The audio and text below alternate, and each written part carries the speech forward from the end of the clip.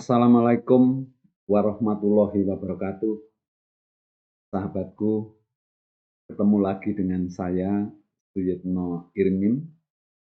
Video saya kali ini, saya mengambil topik persiapan mental menghadapi pensiun.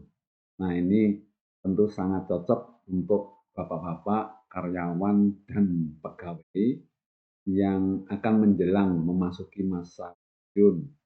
Pensiun kurang 3-4 tahun. Ini sangat cocok sekali, namun begitu juga tidak ada jeleknya kalau semua karyawan atau pegawai ini juga bisa mendengarkan video saya ini, supaya ada persiapan yang cukup nantinya di dalam menghadapi pensiun begitu. Kita mulai dengan ucapan Bismillahirrahmanirrahim atas nama Allah yang Maha Pengasih dan Penyayang. Nah, yang pertama mari kita melihat dulu atau kita sampaikan dulu kilas pengantar ya tentang pensiun ini.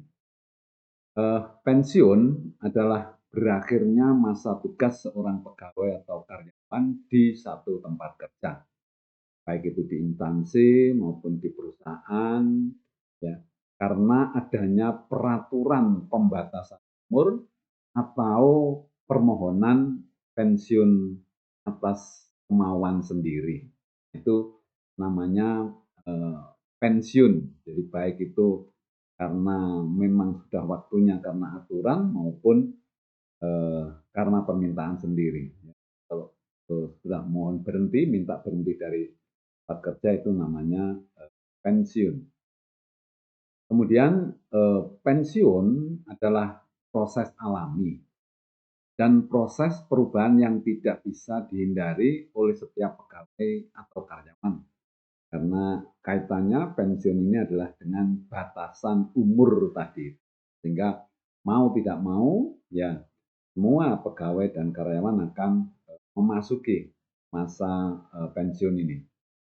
Masih ada para pegawai atau karyawan yang belum siap secara mental menghadapi pensiun, sehingga ada yang merasa khawatir dan wow. Oleh karena itu, ada baiknya mungkin mendengarkan, melihat video ini gitu. Selain khawatir dan galau, mereka juga terjadi demotivasi karena secara karir merasa sudah tidak ada harapan lagi untuk bisa meningkat dan berpikir untuk apa kerja ngoyo-ngoyo toh sudah hampir pensiun. Nah, ini satu gejala yang lumrah dan umum, tetapi ini sebetulnya satu gejala negatif ya dari kita-kita ini yang akan memasuki pensiun. Kemudian saya mau agak sedikit lengkap memberikan pemahaman atau beberapa gejala psikologis saat kita menghadapi pensiun. Yang pertama, tadi sudah saya sampaikan bahwa ada perasaan khawatir dan galau. Ya. Kemudian tadi yang kedua adalah terjadinya demotivasi. Jadi sudah tidak mempunyai semangat, tidak punya semangat kerja karena merasa bahwa masa tugasnya tinggal sebentar. Kalau karir, kebetulan kalau apalagi kalau karirnya sudah mentok tidak bisa, nah itu akan menimbulkan demotivasi. Kemudian biasanya juga menjadi mudah tersinggung dan rasa. Jadi, orang yang mau memasuki masa pensiun biasanya mudah tersinggung, kemudian perasa sehingga mudah marah begitu. Kemudian lebih senang untuk menyendiri ya, karena mungkin sudah merasa tidak terlalu terlibat dan diperlukan begitu. Kemudian terbayang dan terhantaui masa-masa suram ya saat nanti menjalani pensiun. Kemudian juga terbayang ya kalau kita ini kebetulan punya posisi sebagai atasan ya terbayang adanya post power syndrome. Nah, jadi kalau sudah nanti tidak menjabat atau nanti pensiun itu ya tidak ada orang yang hormat, tidak ada orang yang menghargai ya. Nah, hal-hal seperti itulah yang seringkali muncul di dalam benak kita pada saat kita mau menjalani pensiun. Dan ini kalau tidak diatasi, nanti justru malah perasaan-perasaan atau gejala psikologis yang negatif ini nanti akan bisa berkembang pada saat-saat ya kita memang memasuki masa pensiun itu. Ya, oleh karena itu, secara mental kita ini harus mempersiapkan diri gitu.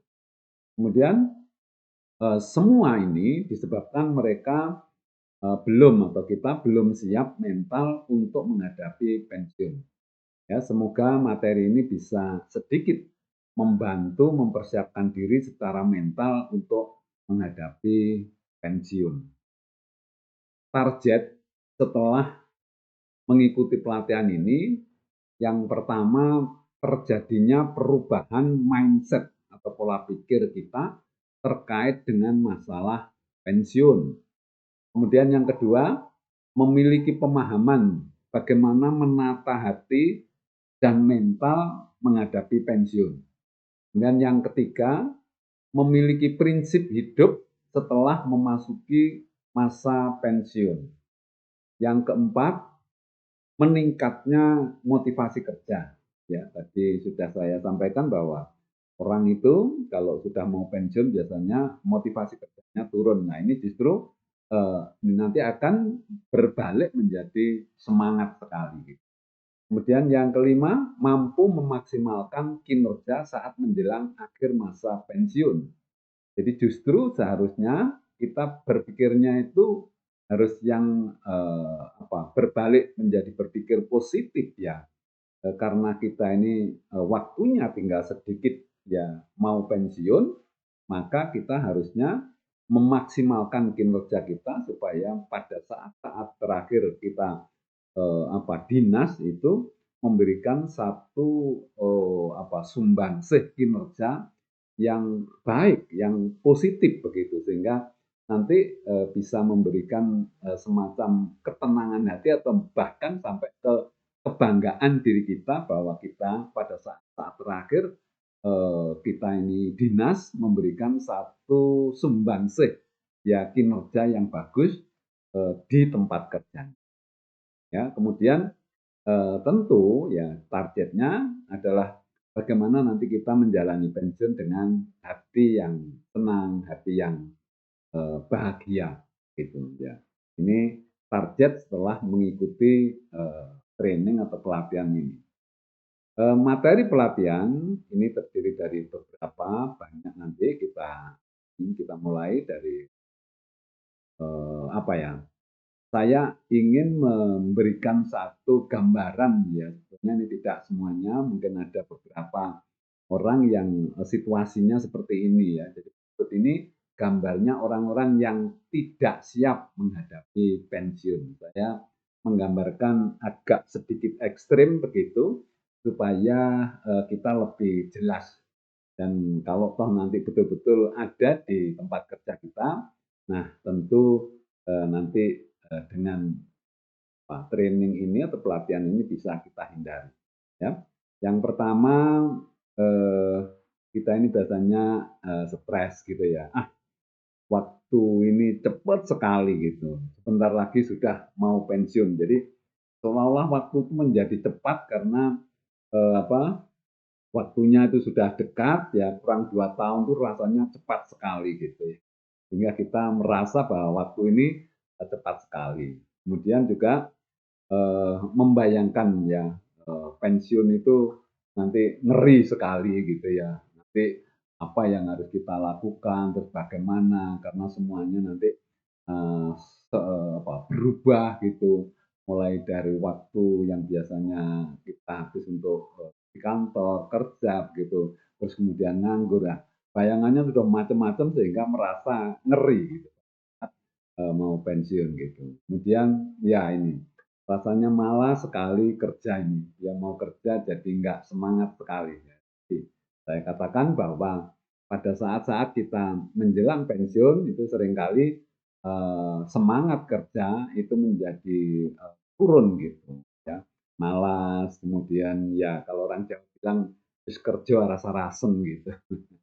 Kemudian juga, membayangkan kalau sudah pensiun, apa yang saya kerjakan, oke, membayangkan apa nanti yang kita kerjakan gitu ya, kemudian kesibukannya apa, kemudian nganggur di rumah dan lain sebagainya itu, terbayang sehingga, pikiran kita ini menjadi apa ya, bisa-bisa juga stres gitu. Kemudian juga, ini, ada perasaan bahwa saya ini masih mampu, kenapa harus pensiun sialan gitu. Jadi berpikirnya itu selalu apa, negatif, tidak bisa menerima kenyataan gitu ya. Kemudian kalau sudah pensiun, nggak ada orang yang mau hormat ke saya. Ini namanya post power syndrome yang biasanya dihormati, kemudian sangat diperlukan ya, kemana-mana pasti diikuti apa ya, sekretaris, ajudan dan lain sebagainya. Ternyata nanti kalau sudah pensiun, ya kita ini rumahnya juga pindah dari perumahan perusahaan atau kantor ya, kemudian tidak ada yang nyupiri juga. Jadi ada semacam apa, kehilangan banyak hal gitu, sehingga menjadi galau gitu kan. Terus kemudian mengkhawatirkan ya, apa cukup gaji pensiun untuk hidup sebulan? Ah, ngeri gitu ya. Ini juga ada yang model, apa, berkeluh kesah seperti ini gitu. Nah, ini ada yang sampai, ini, wah ngalamat ya, ngalamat dimarahi istri terus, sekarang aja sering marah, apalagi nanti kalau sudah pensiun. Jadi dia membayangkan ya istrinya itu ya ini kebetulan, apa, terjadi seperti ini, jadi istrinya sering marah, sering ini pada waktu masih dinas, bahkan ya istrinya lebih berkuasa gitu, apalagi nanti kalau sudah, pensiun. Jadi bayangan-bayangan seperti itu sering ada yang, apa ya, mengalami atau muncul gitu, sehingga ini perlu, saya berikan secara garis besar atau secara, eee, global begitu supaya kita ini, lebih apa, lebih memahami bahwa situasi, pada saat pensiun atau kondisi pada saat pensiun itu bisa, seperti ini gitu, ya. Kemudian perilaku-perilaku yang kontraproduktif menjelang pensiun. Jadi kalau tadi adalah gambaran secara apa, apa, dari perasaan-perasaan ya, dari maunya tadi, ini juga, merupakan gambaran perilaku kontraproduktif ya, kontraproduktif menjelang, pensiun ya. Nih, sudah mulai tidak peduli ya, jadi, di kantor, di tempat kerja itu sudah mulai tidak peduli. Kurang 2 tahun aja, kerja ya gini aja, ya katanya begitu. Ya, kemudian merasa berat ya jika diberi tugas gitu. Ini dalam gambar ini apa ya pikirannya, sudah tahu kalau saya mau pensiun masih dikasih tugas terus. Nah, kemudian, juga, sering marah-marah ya, habisnya kerja gitu ya. Kemudian juga menghindar jika ada masalah gitu. Jadi lebih baik saya pergi aja lah gitu, daripada, melibatkan nanti banyak, pekerjaan yang harus dilakukan, sementara dia sudah malas untuk bekerja. Kemudian cenderung hanya memikirkan hak saja. Jadi, kita ini ya haknya masih terus karena saat-saat pensiun itu tentu kan kalau di aturan pegawai pada saat pensiun itu kan kita mencapai, eee, untuk diri kita masing-masing itu pangkat yang paling tinggi adalah pangkat saat mau pensiun itu. Tentu haknya, ya paling tinggi gitu pada saat itu. Tapi kenyataannya kan seringkali kita justru pada saat itu karena mau pensiun justru, kinerjanya rendah karena demotivasi. Nah, yang dipikirkan banyak yang kemudian menjadi perasa yang mudah tersinggung, ini pasti ngomongin saya, ya gitu. Jadi orang, mau pensiun kadang-kadang, mudah ya tersinggung. Kemudian, nah ini sudah tadi cenderung ya, terus menghindar jika ada masalah. Ini Kak double ini, sering marah-marah. Oh sorry, ternyata keliru, mohon maaf ini nudulnya keliru. Ya, saya ulangi lagi, inilah mudah tersinggung. Nah ini yang justru menurut saya yang sangat berbahaya gitu ya, jadi berbahaya.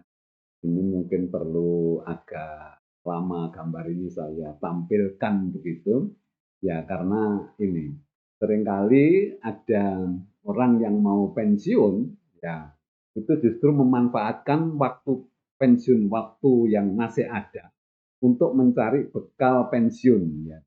Jadi alasannya memang saya mau pensiun sebentar lagi, saya tak mencari bekal pensiun. Nah, dalam tanda kutip bekal pensiun ini dengan cara-cara yang tidak legal gitu. Ini gambarnya tidak peduli halal haram, yang penting dapat uang untuk sangu pensiun. Nah, ini yang harusnya dihindari karena ini bisa menimbulkan masalah, apalagi kalau masalahnya itu ketemu, kemudian kita ini sudah pensiun, kemudian kita ini dibawa-bawa ke urusan ini, bahkan kalau sampai ke KPK dan lain sebagainya atau ke ranah hukum gitu ya, kita menjadi sangat tersiksa pada pensiun gitu. Nah ini jangan sampai kita berpikiran seperti ini, jadi jangan memanfaatkan sisa waktu yang masih aktif ini untuk mencari dalam tanda kutip adalah bekal pensiun yang tidak legal ini. Kemudian berikutnya eh, mengancam ya. Jadi kita ini seolah-olah kalau kita ini pensiun ya keadaan menjadi runyam begitu ya. Karena bisa jadi pimpinan yang model seperti ini atau pejabat model seperti ini memang tidak mempersiapkan penggantinya sehingga ada kemungkinan kalau dia di pensiun, situasi di kantor atau di perusahaan atau di tempat kerja itu menjadi amburadul gara-gara dia di pensiun. Jadi mengancam jika dia pensiun keadaan akan jadi runyam. Ya, ini adalah cara berpikir yang terbalik juga, artinya tidak produktif. Seharusnya kalau kita ini tahu ya sebagai pejabat mau pensiun ya seharusnya jauh-jauh ya itu sudah mempersiapkan penggantinya gitu. Yang tentu kualitasnya lebih baik daripada dirinya. Supaya apa? Ya supaya nanti lebih maju perusahaannya atau tempat kerjanya itu. Jangan kita berpikir terbalik, justru kalau tempat kerjanya itu setelah ditinggalkan, kemudian situasinya tidak bagus, itu merasa bangga gitu. Nah, saya pensiun, coba lihat itu, amburadul kan sekarang, ya. Gitu. Nah, kita seolah-olah bangga, padahal kalau menurut hemat saya, cara berpikir seperti itu adalah terbalik, pemikiran yang kontraproduktif. Gitu. Artinya bahwa seharusnya kita berpikirnya, semoga pada saat saya pensiun ini, kondisi tempat kerja atau kondisi perusahaan ya atau instansi itu lebih baik. Ya, berarti saya berhasil mencetak atau menularkan ilmu kepada anak buah saya. Dan memang salah satu tugas kita itu seharusnya mencetak atau mempersiapkan pengganti kita itu yang lebih baik daripada kita. Ya, karena apa? Karena kita ini harus bangga kalau perusahaan ini atau tempat kerja kita ini semakin setelah kita tinggalkan, ya itu kondisinya semakin baik. Ya, artinya bahwa kita ini betul-betul sudah bekerja dengan baik, menularkan ilmu, menularkan pengalamannya kepada junior kita pada saat kita pensiun, orang yang mengganti saya atau anak buah saya yang menggantikan itu lebih baik daripada saya. Itu harusnya cara berpikirnya seperti itu gitu. Kemudian ya itulah hal-hal yang maksud saya hal negatif yang sering muncul saat saat kita menjelang masa pensiun. Nah gitu. Itu gambaran-gambaran tentang bagaimana situasi secara psikologis, ya yang tentu yang saya gambarkan itu adalah yang negatif-negatif. Tentu banyak orang yang berpikirnya tidak seperti itu, tetapi itulah gambaran bahwa masih ya sebagian orang berpikir seperti itu. Nah, mari kita sejenak, jadi sebelum nanti masuk betul-betul ke bagaimana cara mengelola pensiun, mari kita sejenak berpikir dan merenung kembali, yaitu rethinking tentang hakikat hidup dan hakikat kerja. Kenapa ini harus saya sampaikan sebelum kita masuk ke apa sebetulnya inti dari materi ini? Ya, kita ini kan bekerja hidup ini harus kita renungkan kembali supaya kalau kita ini ada satu perubahan hidup kita yang jadi pensiun itu adalah suatu perubahan yang cukup besar sebetulnya walaupun itu biasa. Artinya semua pegawai karyawan nanti akan mengalami. Tapi kan itu sesuatu yang dalam hidup kita ini sesuatu perubahan yang cukup besar. Ya, sehingga kalau kita tidak merenung kembali atau mungkin belum pernah berpikir ya, bukan hanya rethinking ya, tetapi memang kita belum tahu gitu loh. Nah, makanya ini saya sampaikan gitu. Apa hakikat hidup ini sama hakikat kerja supaya nanti kita ini bisa apa untuk bisa menerima sesuatu yang memang harus dilakukan saat menjelang pensiun itu akan mudah kalau kita itu memahami tentang hakikat hidup dan hakikat kerja ini gitu ya. Mari kita masuk ke yang pertama, hakikat hidup.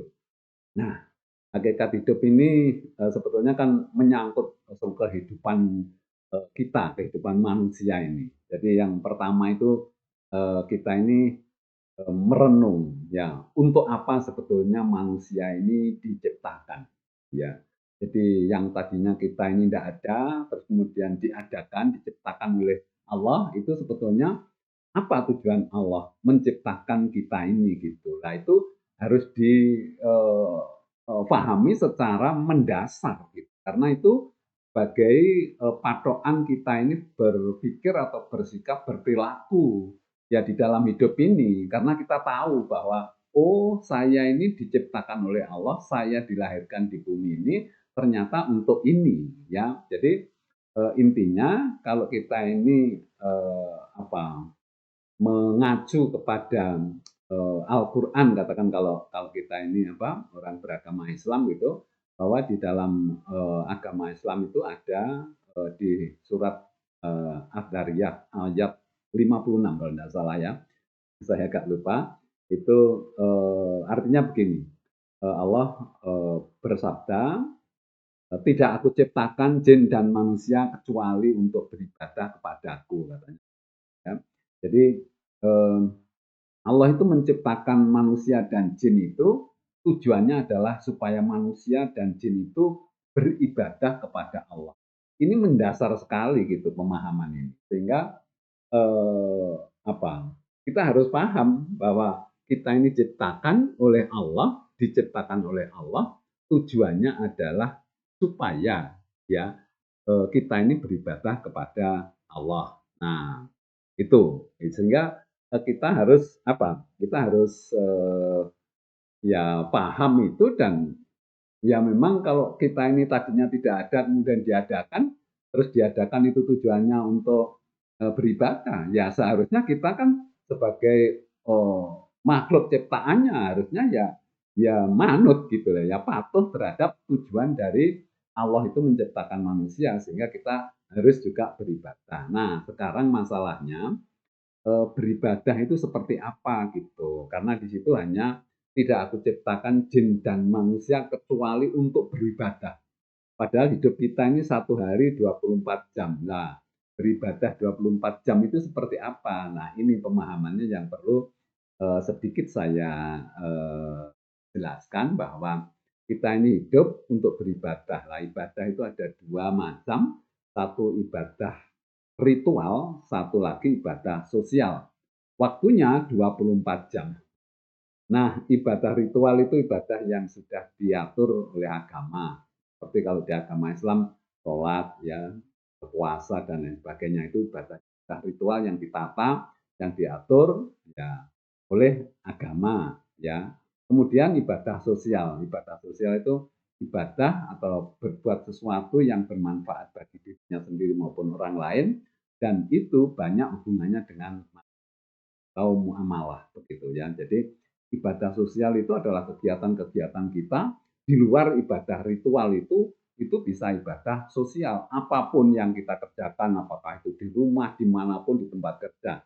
Dan yang paling banyak waktunya dihabiskan adalah di tempat kerja, itu ibadah sosial. Kalau ibadah ritual, insya Allah satu hari itu kira-kira sekitar 3 sampai 4 jam. Yang 20 jam itu adalah ibadah sosial. Ya, ibadah sosial itu 8 jam, ya 20 jam, 8 jam untuk kerja minimal. Ya, kemudian untuk tidur 6 jam paling tidak, berarti sudah 14 jam. Tinggal 6 jam untuk kebutuhan yang lain-lain dan itu bisa bernilai ibadah. Lalu disuruh oleh Allah untuk tidak melakukan kegiatan.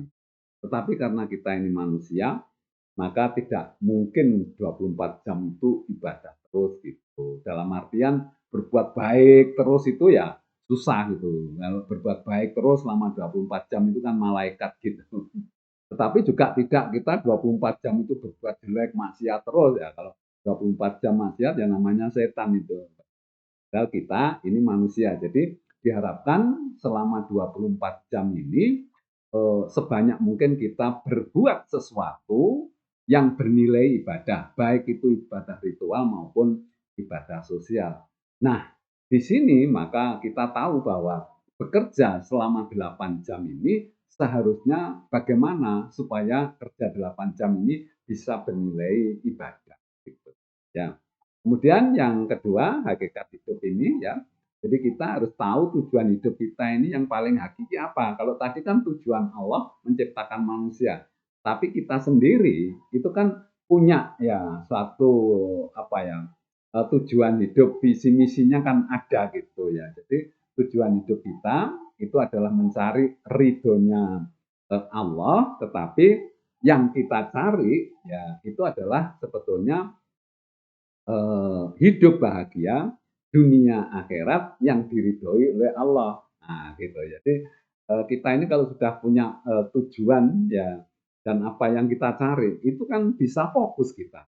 Ya, seperti kalau di perusahaan pasti punya tujuan, sasaran dan target kan begitu.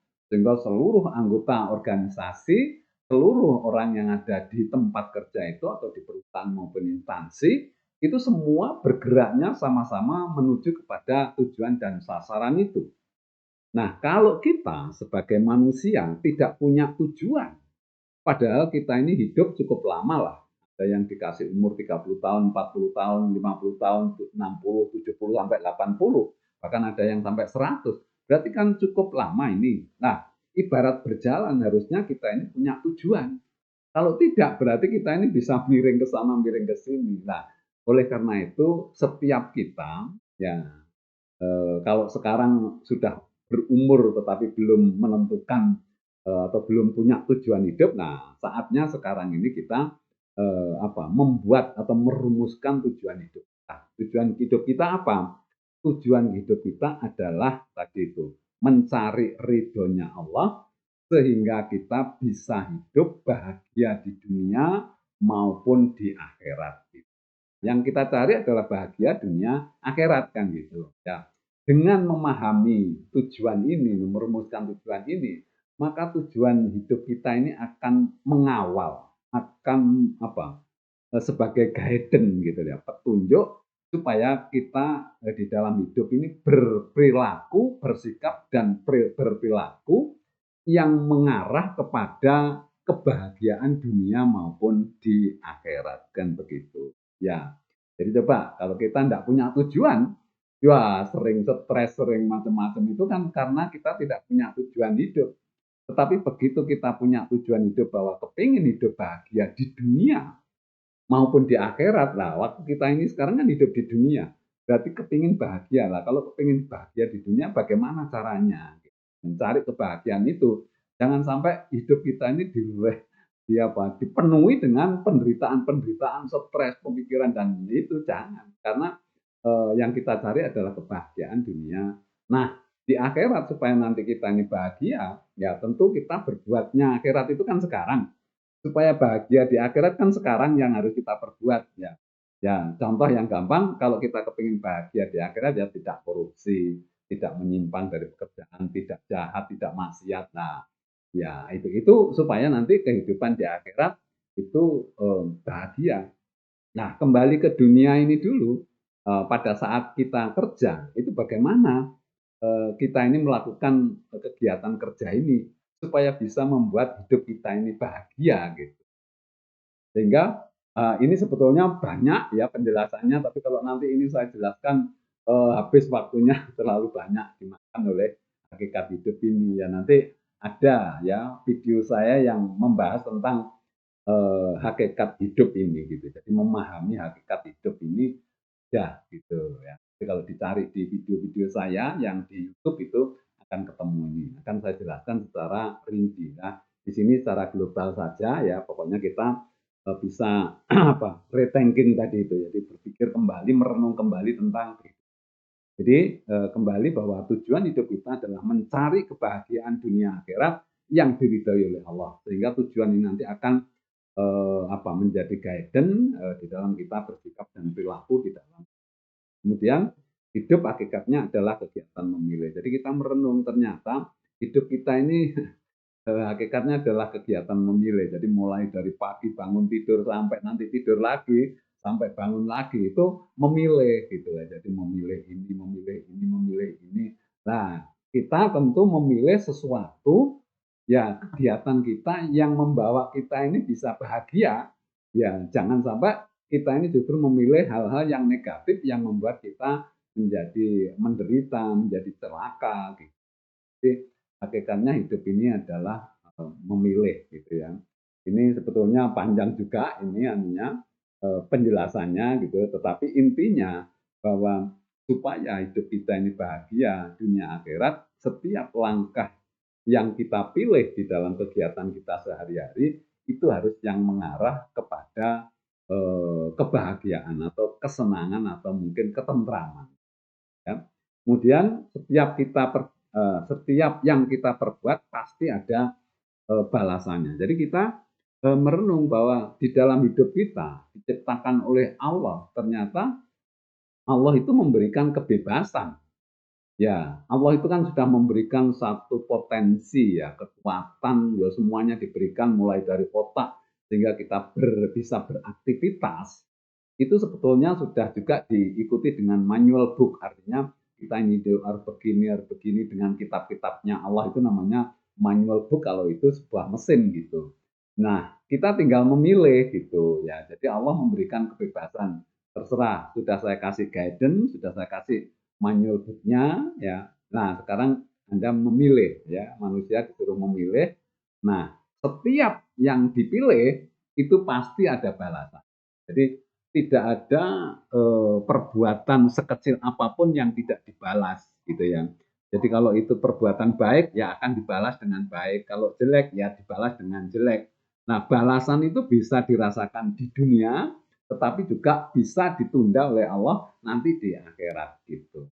Sehingga kalau kita ini punya pemahaman bahwa setiap yang kita lakukan itu akan mendapatkan balasan, maka kita akan hati-hati di dalam bersikap dan berperilaku di dalam hidup ini, terutama di tempat kerja gitu ya.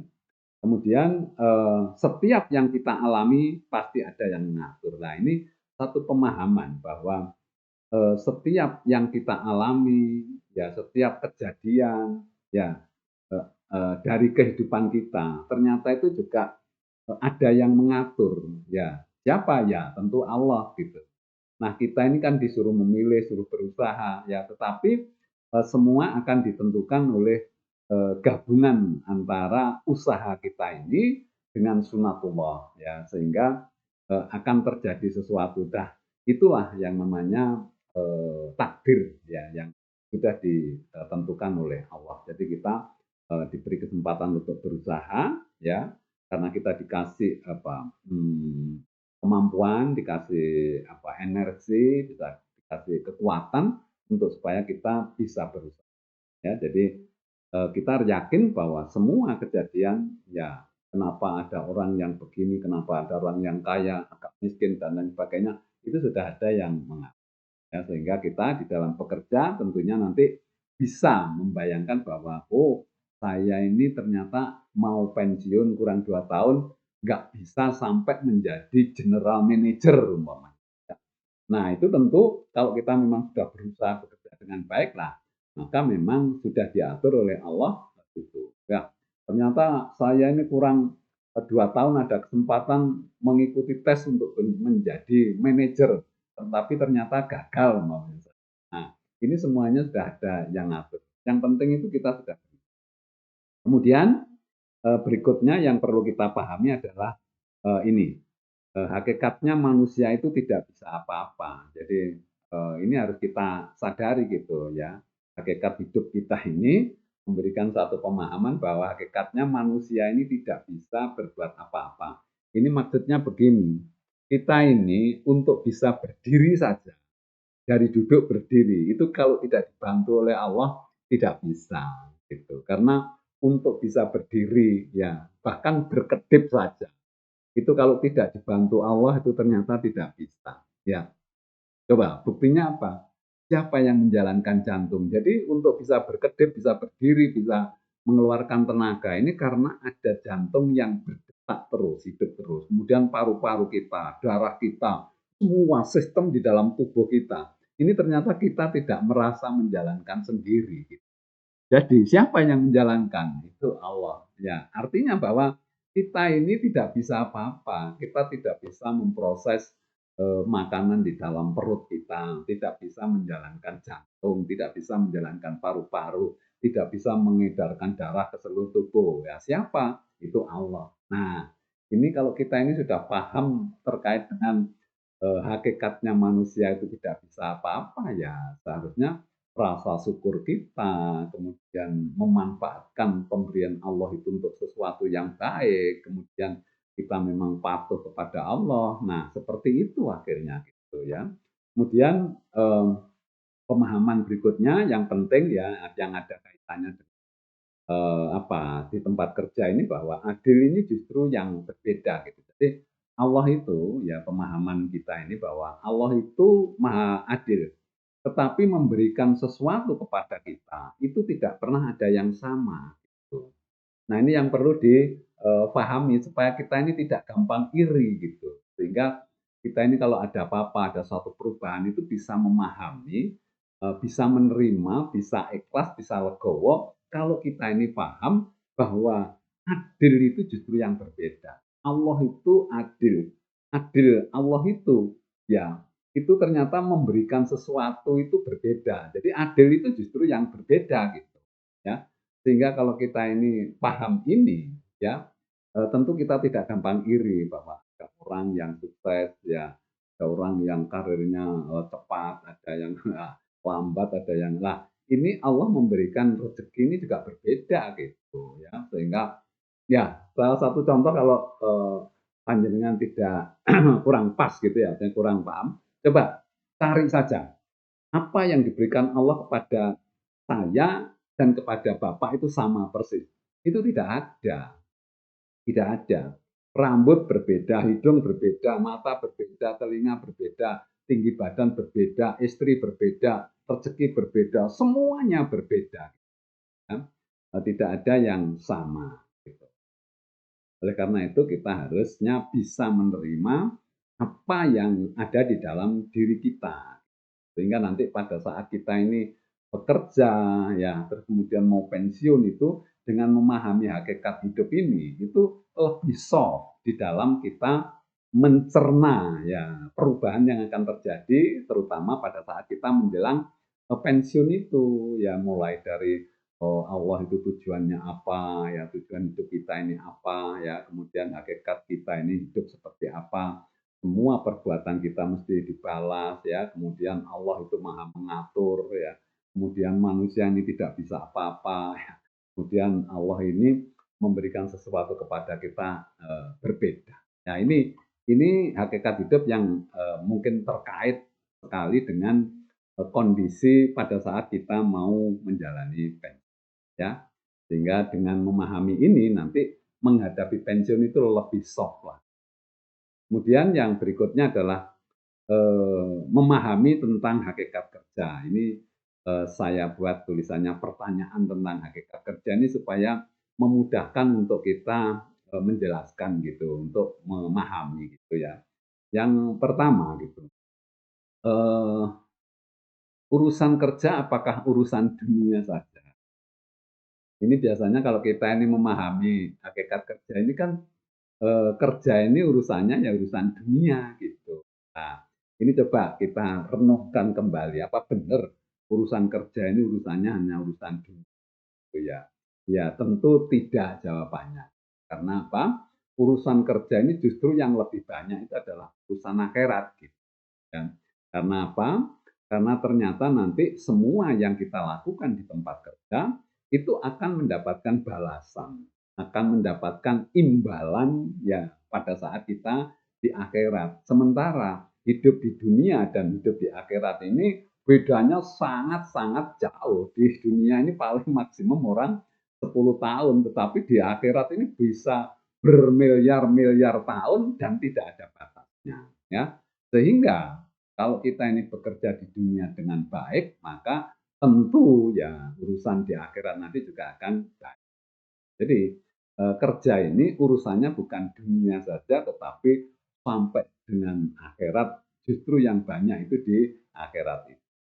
Apakah kerja ini untuk kepentingan dunia? Tidak, gitu ya. Jadi kepentingan kerja ini justru yang banyak itu adalah kepentingan untuk akhirat.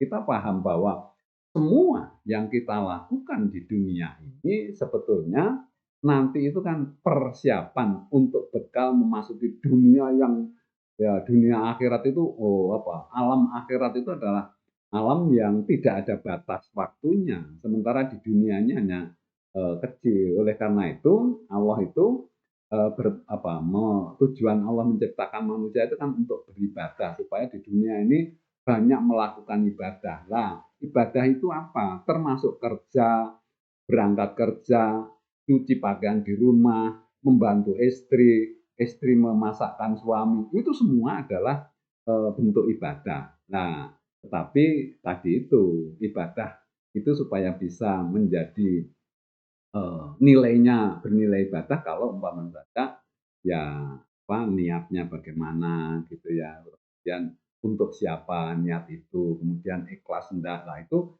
terpengaruh. Jadi kerja ini kepentingannya bukan hanya untuk dunia tetapi juga kepentingan untuk akhirat. Aturan kerja yang membuat manusia ya memang gitu loh. Ya, ini kaitannya dengan kenapa sih kalau kita ini menjalankan ibadah ritual, itu kita bisa patuh dengan aturan-aturan. Contoh umpamanya saja kalau di Islam itu sholat gitu.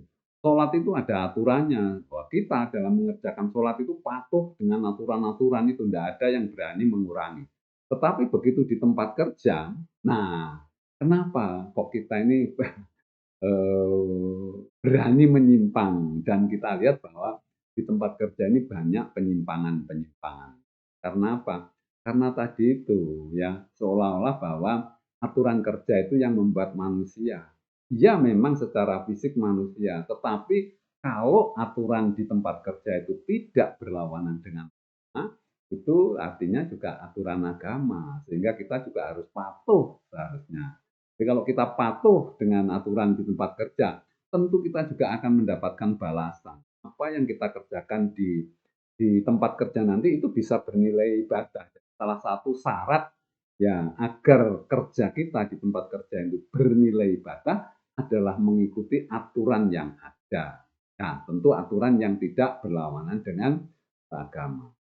Ya, kenapa kerja ini berani menyimpang? Ya, tadi itu ya, karena kita merasa bahwa urusan kerja ini hanya urusan dunia, ya, yang kita dapatkan itu hanya uang nanti gitu, ya ada penjelasannya dan seolah-olah bahwa aturan kerja ini yang membuat manusia sehingga kita berani menyimpang. Berbeda kalau dengan aturan di ibadah ritual. Seberapa besar uang yang didapat ya, ya kalau kita kerja itu kan seolah-olah yang kita dapatkan itu hanya uang saja. Sehingga kita ini seringkali mengeluh, seringkali semangat kita ini tidak bisa full ya, karena tadi itu, karena merasa bahwa di dalam bekerja ini yang kita dapatkan hanya uang saja, padahal tidak seperti itu gitu ya. Jadi harus pemahamannya tentang hakikat kerja bahwa di dalam kita bekerja ini hakikatnya yang kita terima itu bukan uang saja, bukan gaji saja, tetapi yang kita terima adalah gaji plus pahala. Nah, gitu. Ya, karena apa? Karena setiap yang kita lakukan itu akan mendapat pahala. Tentu kalau yang kita lakukan itu baik mendapatkan pahala. Sebaliknya kalau yang kita lakukan di tempat kerja itu tidak baik, maka yang kita dapatkan adalah dosa gitu ya. Sehingga kita ini sekarang bisa bisa berpikir ya supaya semangat kita ini tinggi, manakala sebetulnya yang kita dapatkan uang itu hanya kecil gitu, bagian kecil dari yang diberikan oleh Allah. Ya, yang paling banyak itu adalah justru pahalanya. Kalau orang bilang itu bahwa gaji itu adalah merupakan uang muka saja yang diberikan oleh Allah kepada kita ya di dunia ini. Nah, yang banyak nanti adalah pahalanya itu gitu. Sama dengan ibadah yang lain, ibadah sholat dan lain sebagainya itu nanti akan diberikan pahala, bahkan di dunia itu tidak kelihatan secara materi gitu ya. Tetapi kalau kerja itu secara materi diberikan rezeki itu gitu. Dan itu jumlahnya hanya sebagai uang muka saja. Ya, yang paling banyak nanti di akhiratnya itu pahala. Nah, ini pemahaman inilah yang membuat kita seharusnya tidak bekerja dengan malas, ya tidak mengeluarkan potensi semaksimal mungkin karena merasa bahwa yang didapatkan itu hanya uang. Ya, ini pemahaman supaya kita semangatnya tinggi. Kemudian ya ini kerja yang didapatkan uang saja tentu tidak gitu. Kan adalah uang dan pahala ya. Siapa pengawas kita yang sebenarnya? Nah ini, ya seringkali kalau kita ini bekerja, itu merasa yang ngawasi itu kan atasan kita, ya supervisor kita, bahkan kalau di pejabat itu yang mengawasi itu adalah inspektorat atau mungkin kalau di swasta itu ya adalah SPI atau BPKP atau mungkin KPK gitu. Padahal tidak seperti itu. Jadi harusnya pemahaman kita, pengawas kita yang sebenarnya itu kan ada pengawasan dari Allah ya. Sebelum Allah itu ada juga malaikat gitu. Kemudian yang paling ini yaitu ya diri kita sendiri yang harus ngawasi gitu.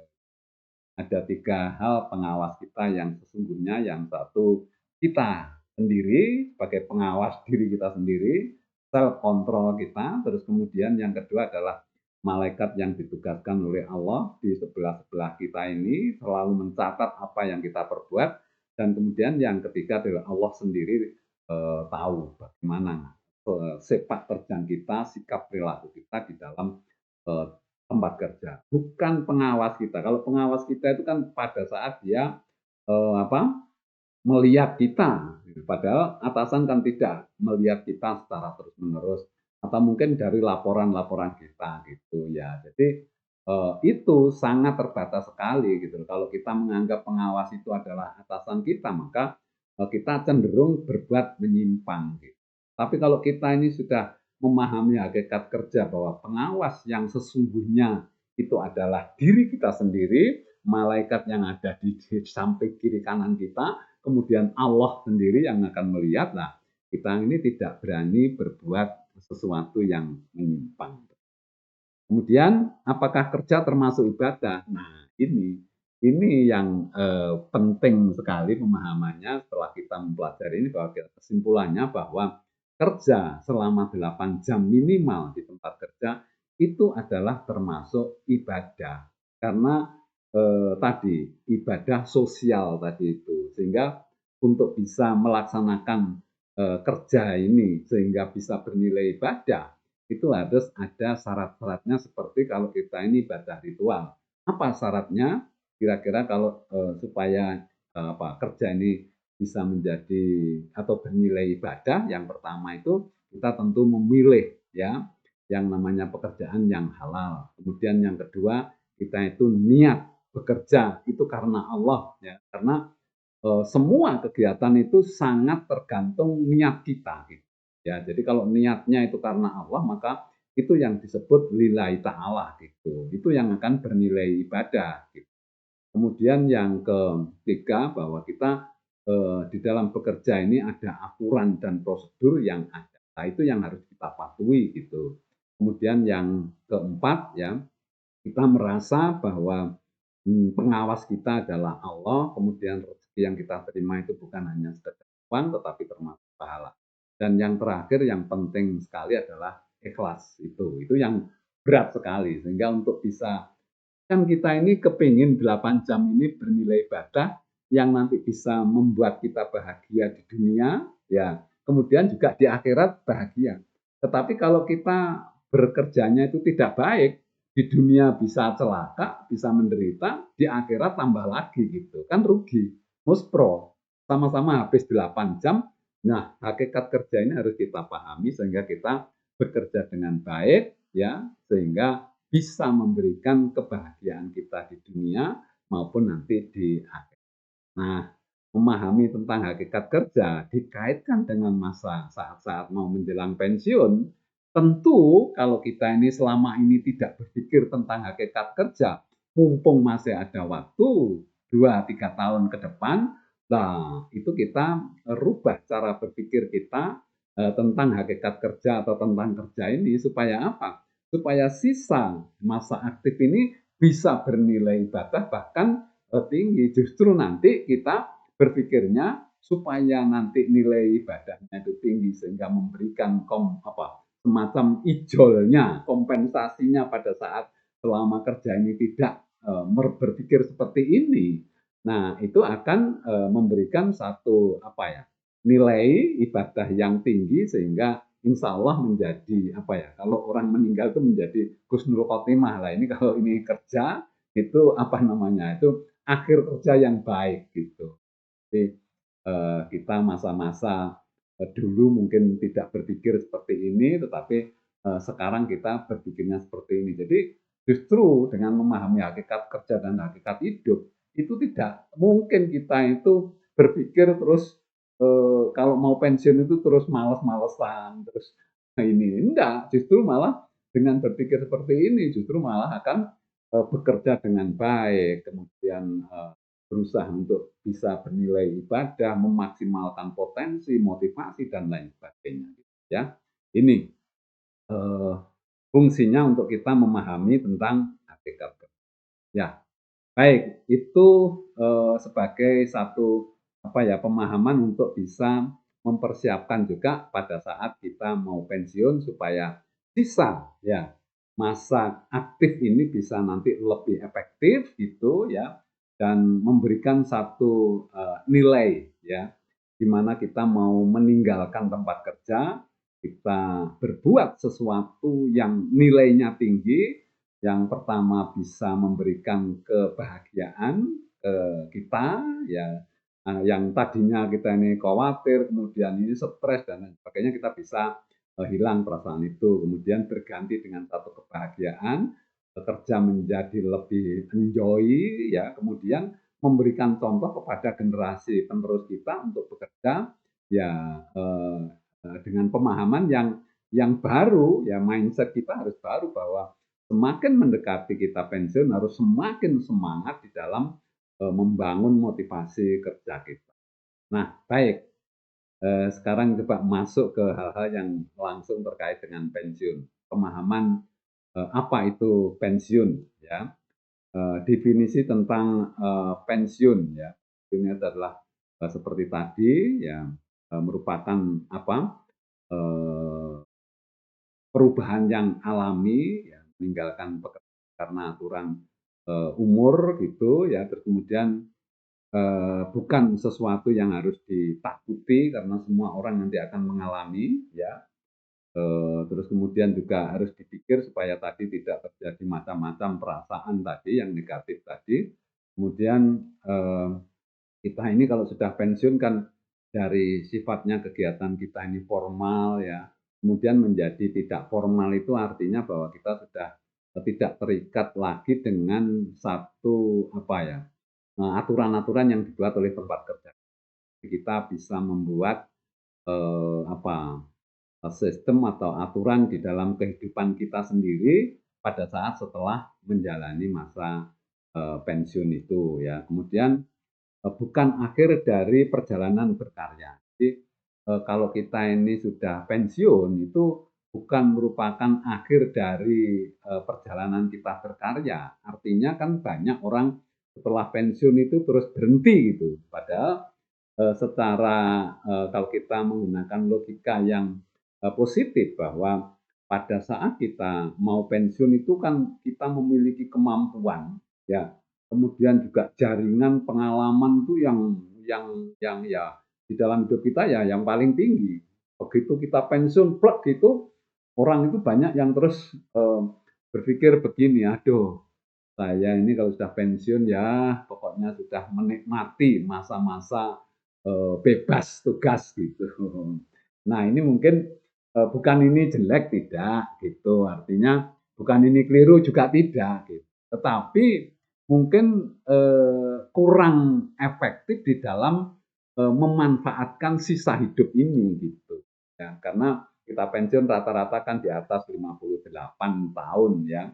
Ya, kalau itu pendidikan itu 60 tahun, kalau profesor malah 70. Jadi sudah pada sisa-sisa akhir hidup ini. Justru kita jangan berpikir yang tidak produktif atau terbalik seperti itu bahwa hidup ini kalau sudah pensiun ya sudah menikmati nganggur-nganggur ya duduk-duduk menikmati gitu. Bukan seperti itu. Itu nanti malah cepat tua gitu ya.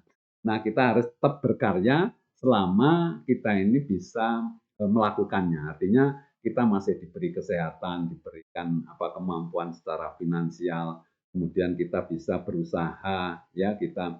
Jadi gini, pemahaman kita ini bermanfaat bagi orang lain itu bukan selalu memberikan uang kepada orang lain atau memberikan bukan, tetapi kita ini berbuat sesuatu, ya katakanlah dari bekerja dulu di bagian katakanlah di bagian teknik, terus kemudian kita ini bekerja di luar juga teknik gitu. Selama bekerja ini ada manfaatnya, apa saja untuk kepentingan siapa saja, nah itu namanya bermanfaat bagi orang lain gitu. Jangan sampai berpikiran bahwa ya pekerja ini pokoknya diupah ya sudah habis masalahnya, tidak seperti itu.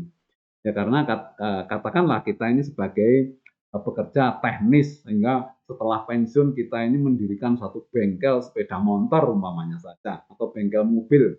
Nah, ini pemahamannya harus dipahami bahwa kita ini bekerja mendirikan sebuah bengkel mobil atau bekerja sebagai montir itu adalah ibadah. Karena apa? Manfaatnya ini untuk diri kita sendiri, keluarga kita, dan untuk banyak orang. Ya, karena apa? Orang itu bisa memperbaiki mobilnya ke sini, yang orang ini akan beraktivitas, aktivitas ini akan menghasilkan ini. Jadi apa? Istilahnya itu efek dominonya itu banyak, sehingga yang dinamakan bermanfaat bagi orang lain itu bukan hanya kalau kita ini bekerja tidak dibayar, memberikan uang, bukan itu saja gitu. Ya itu oke lah, itu sudah jelas bermanfaat, tetapi bahwa kita bekerja setelah pensiun itu juga bermanfaat bagi orang lain. Apapun ya yang kita kerjakan asal itu bermanfaat ya, dalam tanda kutip ada sesuatu yang diproduk, apakah itu dalam bentuk jasa ya barang dan lain sebagainya. Nah, asal kalau kita pensiun jangan terus membuat kegaduhan ya, membuat banyak merugikan orang lain. Nah, itu kontraproduktif, artinya berlawanan dengan nilai-nilai ibadah gitu ya. Jadi pensiun itu sebetulnya bukan akhir dari berkarya, justru kalau menurut hemat saya justru malah satu awal dari kita ini melakukan sesuatu yang mungkin secara tadinya formal menjadi tidak formal, dan itu lebih bebas karena kita bisa memilih tanpa ada aturan-aturan yang mengikat dalam artian atasan bawahan atau perusahaan dan karyawan. Jadi bukan akhir dari karya ya. Kemudian justru awal bekerja yang lebih bebas, tadi sudah saya jelaskan gitu ya. Kemudian kesempatan bermasyarakat itu yang lebih real. Jadi kalau dulu mungkin waktu kita ini pagi sudah berangkat, kemudian di tempat kerja saja, terus kemudian pulang sudah malam gitu ya. Sehingga pada saat kita pensiun itu kesempatan untuk bisa bermasyarakat, bersosial dengan lingkungan itu lebih banyak. Nah, ini kita manfaatkan karena kita memiliki kemampuan gitu. Jadi saya salut kepada orang-orang yang pensiun kemudian mau dijadikan ketua RT, ketua RW, ya ketua lingkungan dan lain sebagainya itu adalah suatu kegiatan yang luar biasa gitu maksud saya bermanfaat bagi orang lain untuk kita bermasyarakat gitu. Ini kira-kira pemahaman tentang pensiun ya. Tempat kerjaku sayang gitu. Jadi artinya begini. Jadi kita ini harus berpikir bahwa eh, jangan sampai kita ini justru hati kita atau diri kita ini eh, dibuat menderita oleh pemahaman kita dan prasangka kita terhadap tempat kerja kita. Kan ada orang yang karena di pensiun tidak terima, kemudian dia musuhi tempat kerjanya itu. Doanya pun mohon maaf dalam tanda kutip mungkin jelek, muga-muga ambruk di pabrik gitu. Muga-muga kinerjanya amburadul. Lah itu cara berpikir yang tidak sayang tadi itu. Jadi seharusnya selama kita ini hidup sepertiganya atau setengahnya hidup ini kan bekerja umpamanya sampai dengan pensiun itu paling tidak kan lebih dari 30 tahun kita bekerja di tempat itu. Bisa membesarkan anak, bisa menyekolahkan anak, bisa ini. Itu kan merupakan sawah ladang kita mengais rezeki. Nah, kadang-kadang kondisi seperti itu, rasa syukur itu dirusak oleh saat-saat kita mau pensiun gitu. Karena tidak terima, karena apa tidak bisa menerima kondisi dan lain sebagainya. Itu membuat itu kondisi itu menjadi tidak sayang lagi terhadap tempat kerjanya yang sudah membesarkan, sudah membuat bisa hidup dalam artian sawah ladang sebagai mendapatkan rezeki gitu. Jadi kita harus berpikir bahwa apapun kondisinya bahwa tempat kerja kita adalah sawah ladang kita. Terus sarana untuk menghidupi keluarga kita dari situ. Kemudian tempat aku berbakti kepada Allah karena tadi itu bahwa 8 jam di tempat kerja itu adalah merupakan bagian dari ibadah. Jadi di situ bagaimana kita memanfaatkan supaya itu bernilai ibadah. Artinya di tempat kerja itu tempat untuk kita berbakti kepada Allah. Kemudian sarana untuk bersosialisasi ya dengan masyarakat, kepentingannya itu untuk orang banyak, hasil kerjanya bisa dinikmati oleh masyarakat dan kemudian tempatku mencari ilmu dan pengalaman. Artinya bahwa di tempat kerja itulah kita ini mendapatkan ilmu ya dan pengalaman. Seperti saya mohon maaf saja gitu, jadi saya bisa memberikan membuat materi-materi seperti ini, kemudian bisa memberikan training dan lain sebagainya, saya bisa menulis buku itu karena ilmu-ilmu yang saya dapatkan di tempat kerja itu atau ilmu yang saya gali pada saat saya kerja. Kenapa saya bisa mengikuti sekolah, mengikuti kursus dan lain sebagainya, karena ada rezeki dari tempat kerja. Jadi saya banyak belajar dari tempat kerja itu sehingga bisa mendapatkan ilmu dan pengalaman.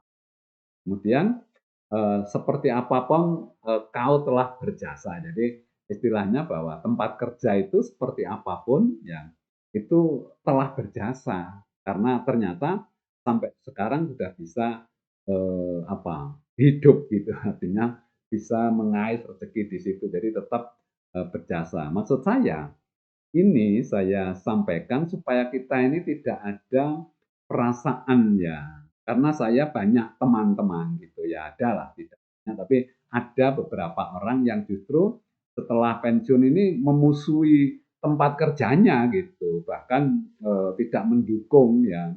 Kan ada orang yang ngojok-ngojoki untuk demo dan lain sebagainya itu sesuatu yang tidak pada tempatnya dan itu artinya tidak bersyukur bahwa selama ini yang bisa dipakai untuk sawah ladang menghidupi keluarga adalah tempat kerja Itu bagaimanapun kondisinya. Kemudian sampai mati pun aku tetap loyal dan tidak pernah melupakanmu. Nah, ini pemahaman ini nanti akan memberikan suatu apa ya, kebanggaan, satu kesenangan ya. Paling tidak nanti kita tetap berdoa ya untuk kemajuan ya, untuk eksistensi dari perusahaan yang kita pernah bekerja di situ gitu. Jadi sampai kapanpun tetap loyal dan tidak pernah melupakan. Ini akan membuat hati kita juga senang karena maksud saya tidak senang yang karena pemahaman yang terbalik. Jadi contoh momen saja kalau kita ini pensiun kemudian perusahaan itu bangkrut, kita senang gitu, oh bangga, saya kok dipensiun. Nah itu bukan itu maksudnya gitu. Ya jadi kita kalau ada perusahaan yang kita tinggal itu menjadi tidak baik, kita prihatin gitu, kenapa bisa seperti itu, apakah saya juga andil satu kesalahan gitu. Mungkin saya dulu tidak mempersiapkan generasi-generasi penerus di situ dengan baik sehingga orang-orang yang sekarang itu memimpin atau memegang tampuk pimpinan di perusahaan itu tidak mampu untuk mengatasi kendala dan perubahan zaman sekarang. Itu mungkin bisa saja kita introspeksi diri justru malah gitu. Tetapi kalau kebetulan perusahaannya itu semakin maju, kita juga bersyukur gitu, alhamdulillah tempat kerja saya sekarang sudah malah naik apa kondisinya bagus. Nah itu jadi untuk mengarah ke arah situ kalau kita memahami ini tempat kerjaku adalah kesayangan. Kemudian merubah mindset menjelang pensiun ya ini. Jadi kita ini kalau sudah mau pensiun itu ada banyak tadi yang saya gambarkan itu ya. Ini harus ada semacam perubahan mindset kita gitu. Apa saja. Jadi pensiun bukan sesuatu yang harus dikhawatirkan ya. Kemudian bersyukur sudah sampai titik menjelang pensiun. Kita ini kan selamat gitu. Rethinking tentang hakikat hidup dan hakikat kerja tadi sudah gitu ya. Jadi kita ini berpikir kembali tentang hakikat hidup dan hakikat kerja supaya mindset kita di dalam menghadapi pensiun nanti sudah ada perubahan gitu. Kemudian evaluasi diri terkait dengan kinerja kita. Maksudnya apakah saya dulu ya selama ini ya mulai kerja itu kita evaluasi apakah memang sudah baik kerjanya atau bagaimana gitu ya. Kita merenung begitu tentang apa yang sudah kita lakukan. Jangan-jangan kita banyak membuat kesalahan, jangan-jangan kita juga punya sesuatu yang memang belum kita kerjakan dengan baik gitu ya. Supaya apa? Supaya kita ini tahu ini, jangan malah membanggakan diri gitu ya bekerja belum apa-apa sudah saya ini kerja mati-matian. Yang banyak kan begitu.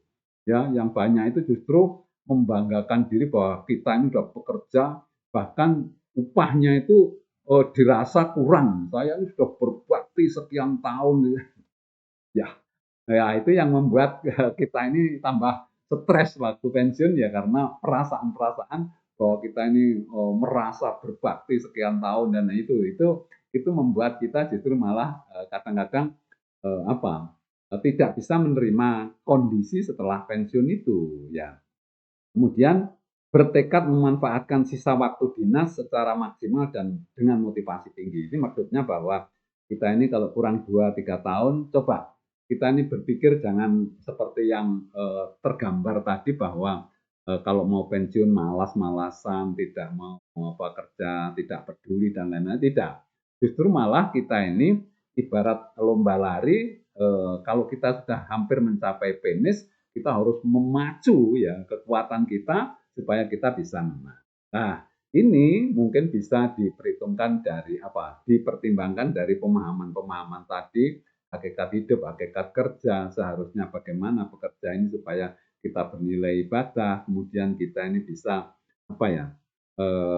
Dengan kerja yang semakin baik pada saat akhir-akhir ini akan memberikan manfaat pada perusahaan maupun diri kita sendiri. Ya, intinya jangan sampai berpikir itu terbalik bahwa karena waktu tinggal sedikit maka terjadi demotivasi. Justru harus dibalik cara berpikir kita karena kita tinggal sebentar saja menjalankan kewajiban sementara mungkin ada ya sebelum ini ada beberapa kewajiban-kewajiban yang tidak dilaksanakan baik, inilah saatnya untuk menutup kekurangan-kekurangan itu. Jadi semakin dekat dengan masa pensiun juga semakin tinggi semangat kerja. Ya. Kemudian berikutnya mempersiapkan diri untuk rela dan legowo. Ini penting juga ya merubah mindset kita bahwa kita nanti kalau sudah mau pensiun mungkin jabatan kita akan diganti orang lain ya. Itu kita relakan. Justru yang baik itu justru kan kita mempersiapkan yang akan mengganti kita nanti ilmunya lebih banyak, pengalamannya atau caranya lebih pintar daripada kita. Karena apa? Semakin ke depan nanti hambatan, kendala, kesulitan itu semakin banyak gitu. Sehingga harus ya kita mempersiapkan dan kemudian yang penting untuk diri kita sendiri itu harus rela dan legowo kalau dan kita ini nanti ditempati orang. Ini perubahan mindset yang harus kita persiapkan. Kemudian persiapan mentalnya ya ini adalah siap untuk menerima gaji pensiun yang lebih kecil ya. Ini harus kita siapkan dan harus kita sudah tahu ya termasuk keluarga kita bahwa itu. Tapi kan kita sebetulnya tidak hanya diem di setelah pensiun terus tidak melakukan sesuatu. Jadi kalau sudah dipersiapkan mungkin ada apa income pasif ya, pasif income dan lain sebagainya itu kan nanti tidak terlalu terasa. Oleh karena itu masa pensiun ini harus dipersiapkan ya. Mohon maaf ini pengalaman ya. Karena saya bisa mengatakan seperti ini karena saya itu mengalami sesuatu yang apa artinya sesuatu yang negatif gitu. Sehingga saya bisa ngomong seperti ini jangan sampai kita ini apa ya terjadi seperti yang saya alami. Karena saya kalau dibilang saya pengalaman pensiun itu bukan hanya baik-baik saja, tetapi kondisinya tidak baik-baik saja sehingga saya tahu kenapa kok saya menjadi kondisi tidak baik-baik saja ini karena saya melakukan hal-hal yang tidak seperti yang saya omongkan inilah saya akhirnya bisa membuat ini sebaiknya harus seperti ini ya artinya dalam hal usaha ya tetapi kalau yang seperti mental dan lain sebagainya memang saya seperti ini. Jadi artinya saya mempersiapkan supaya tidak power syndrome dan tidak ini bisa. Tetapi dalam hal secara ekonomi saya kebetulan mempersiapkannya tidak baik. Dan saya tahu, artinya saya bisa sekarang memberikan contoh ya bahwa bagaimana supaya eh, pensiun itu menjadi siap gitu ya karena saya pernah melakukan tidak siap sehingga yang siap itu seperti apa saya sudah mempelajari gitu. Jadi baik siap untuk menerima perubahan sikap dari orang-orang sekitar. Jadi kita harus sudah terbiasa. Alhamdulillah saya tidak terlalu banyak apa hubungan saya dulu dengan orang-orang sekitar ini alhamdulillah baik dan saya tidak terlalu berharap hormat dan lain sebagainya. Sehingga pada waktu saya pensiun juga tidak terlalu banyak gengsi gitu. Ya, kalau sekarang kondisi umpamanya saya harus naik ojek dan lain sebagainya itu sudah tidak masalah. Jadi apa katakanlah ada orang yang tidak mengenal saya di kantor apa itu ya tenang saja saya tidak masalah gitu. Jadi ini banyak orang yang menderita, wah ternyata aku neng kantor gak binggep karo wong-wong. Nah, itu tidak, saya sudah berpikir ke sana bahwa suatu saat memang sudah tidak ada orang yang kenal, kemudian kita juga tidak, meskipun kenal mungkin sudah tidak seperti dulu lagi karena memang kita sudah tidak menjabat sehingga wajar kalau mereka menganggap kita ini sebagai teman bahkan orang lain bahkan kedudukannya malah ada di bawah. Itu bisa kita pahami. Siap untuk menyerahkan jabatan atau pekerjaan kepada penggantinya ya. Terus kemudian siap untuk memberikan bimbingan kepada penggantinya terkait dengan pekerjaan. Jadi kita harus membuat orang lain atau anak buah kita itu bisa bekerja seperti kita bahkan harus lebih baik karena tantangannya yang lebih banyak tadi itu.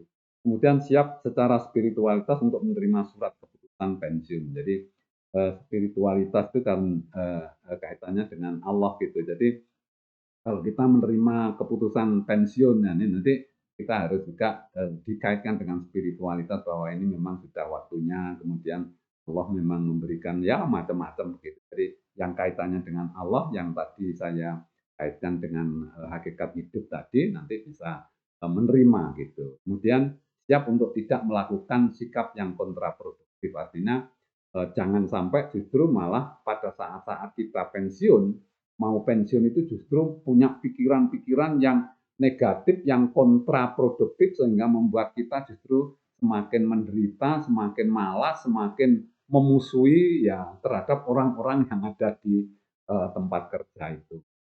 Itu persiapan mental. Kemudian kegiatan produktif menjelang pensiun. Ya, ini yang pertama bekerja dengan tetap semangat tinggi. Kemudian menularkan ilmu dan pengalaman ke juniornya ya karena memberikan teladan dan contoh yang baik ya, kemudian mempersiapkan calon penggantinya yang lebih baik, kemudian meninggalkan kesan positif ya, kemudian merenung ya ternyata hak itu kita terima sampai kita meninggal. Jadi untuk khusus untuk bapak-bapak, ibu-ibu, panjenengan yang sebagai pegawai negeri yang mendapatkan pensiun atau BUMN yang mendapatkan pensiun, ternyata hak itu diterima sampai kita meninggal, bahwa bahkan istri kita meninggal. Tapi kewajiban hanya bisa dilaksanakan pada saat aktif, sehingga pada saat aktif itulah kita harus bisa menyeimbangkan antara hak yang kita terima sampai mati dengan kewajiban kita yang hanya terbatas pada saat aktif saja. Sehingga masa-masa tinggal 2 tahun, 3 tahun itu justru jangan diabaikan, jangan dikesampingkan. Justru itulah saat-saat kita menyeimbangkan antara hak dan kewajiban. Karena begitu kita ini pensiun ternyata masih mendapatkan hak pensiun umpamanya. Begitu. Kemudian menata hati, yakin bahwa Allah itu maha mengatur. Ya, jadi bukan berarti Allah setelah kita pensiun terus tidak diatur oleh Allah, itu tidak ya, tetap diatur. Ya. Kemudian rezeki akan ada selama mau berusaha, menghalau rasa khawatir, menghalau rasa cengeng dan perasa, berterima kasih pada instansi yang akan ditinggalkan, bersikap ikhlas, lebih mendekatkan diri kepada Allah. Gitu. Nah, tentu ini persiapan-persiapan menata hati kita gitu. Kemudian menata ekonomi ini memang tidak dibahas ya, memang tidak dibahas karena ini sebetulnya ada satu materi sendiri yang mungkin saya tidak bisa, harus dibantu oleh ekonom gitu yang bisa memberikan pemahaman tentang bagaimana ekonomi. Tetapi secara global ini adalah gaya hidup itu harus disesuaikan gaji pensiun ya, terus kemudian rencana atau memulai usaha baru. Nah, nanti ini bagaimana gitu kan bisa dipelajari di sesi yang lain. Kemudian membuat passive income ya, kemudian usaha yang masih terkait dengan keahliannya itu akan lebih mudah karena masih terkait sehingga tidak perlu harus meloncat ke usaha yang baru gitu. Jika bisnis yang berbeda harus hati-hati. Ini pengalaman saya ya. Ini harus hati-hati gitu. Kemudian mengatur dengan cermat uang pesangon. Ini secara ekonomi itu tidak saya bahas karena saya tidak bukan ahlinya di situ. Terus kemudian menghadapi hari pertama memasuki masa pensiun ini penting gitu. Jadi saya pengalaman gitu waktu hari pertama memasuki masa pensiun itu kan sesuatu perubahan yang luar biasa gitu ya. Semua fasilitas menjadi tidak ada, kemudian kita tidak ketemu dan baru hari pertama itu tidak pergi ke kantor dan lain sebagainya. Wah, ini sesuatu yang luar biasa kalau bisa dikelola dengan baik. Satu, membicarakan dengan anggota keluarga bahwa dia saat ini sudah di pensiun. Jadi pada sebelumnya sudah kita bahas dengan keluarga kalau kita mau pensiun ya, betul. Kemudian banyak bersyukur dan berdoa sudah sampai ke pensiun dengan selamat, kemudian mengenang hal-hal baik selama bekerja dan melupakan hal-hal yang negatif gitu ya, yang golongannya dendam dan lain sebagainya. Dengan itu coba dilupakan gitu. Kemudian mencari kegiatan yang menyenangkan untuk mengalihkan kerja. Jadi pada saat-saat kita mau hari pertama gitu, coba supaya tidak ngelangut gitu ya. Itu sebelumnya sudah mencari. Saya nanti pada hari katakanlah hari pertamanya itu hari Rebo gitu. Nanti pada hari Rebo saya akan melakukan ini. Jadi waktu kita ini bisa apa? Kalau orang Jawa bilang keselimur gitu ya. Jadi apa? Bisa melupakan hal-hal yang terus fokus ke waduh hari ini ternyata waduh hari ini gitu. Jadi kita cari kegiatan gitu. Terus kemudian menikmatinya dengan anggota keluarga. Mungkin pada hari pertama itu bersama keluarga kemana membuat acara gitu. Kemudian mengisi masa pensiun dengan kegiatan positif ya.